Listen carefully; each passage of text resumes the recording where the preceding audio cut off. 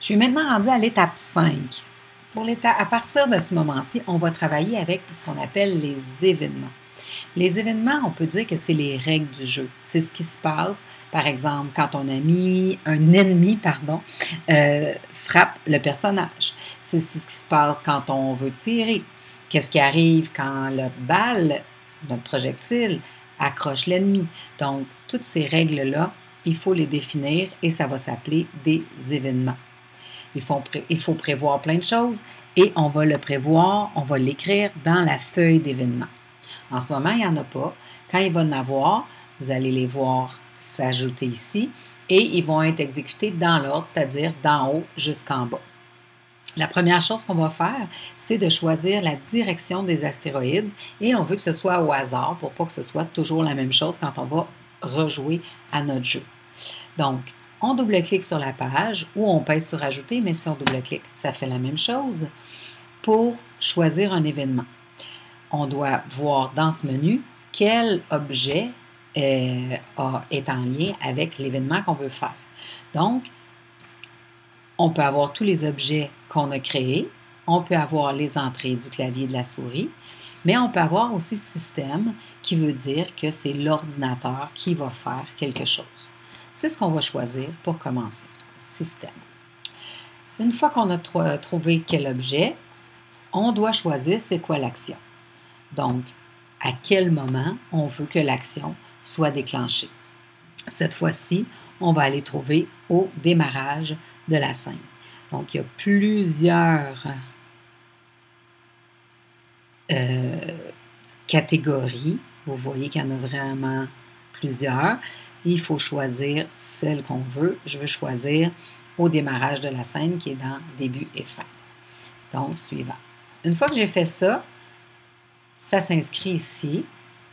Et je peux maintenant aller choisir une action à l'intérieur de ma condition. Donc, à gauche, on a les conditions. À droite, on a les actions. Donc, ce que je veux comme action, je vais cliquer ici pour l'ouvrir. Encore une fois, on me demande qui va faire l'action. Dans ce cas, je veux que ce soit l'ennemi. Alors, je vais cliquer sur ennemi. Ce ne sera pas seulement un ennemi, mais chaque ennemi va faire la même action.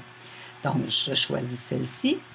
Qu'est-ce que je veux comme action pour l'ennemi? Qu'est-ce que je veux faire? Vous pourrez les regarder. Il y a vraiment beaucoup d'options ici. Moi, ce que je voudrais, c'est changer l'angle, c'est-à-dire aller décider dans quelle direction mon astéroïde, dans ce cas-ci, ou en tout cas mon ennemi, va se déplacer.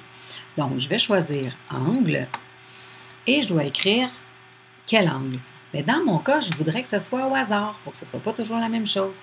Donc, je vais écrire aléatoire et entre parenthèses, je vais choisir combien de degrés je veux. Donc, je vais mettre 360 pour qu'il me donne un nombre entre 0 et 359 dans ce cas-ci. Donc, lui, automatiquement, il va mettre le mot random.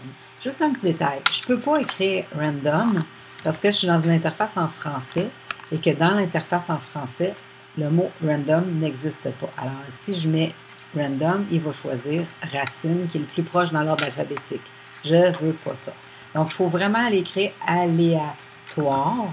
Entre parenthèses, on écrit notre nombre et automatiquement, vous allez voir que random va apparaître et ça va fonctionner.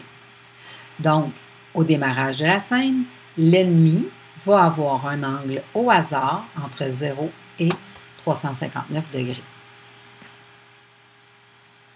Je vais sauvegarder mon projet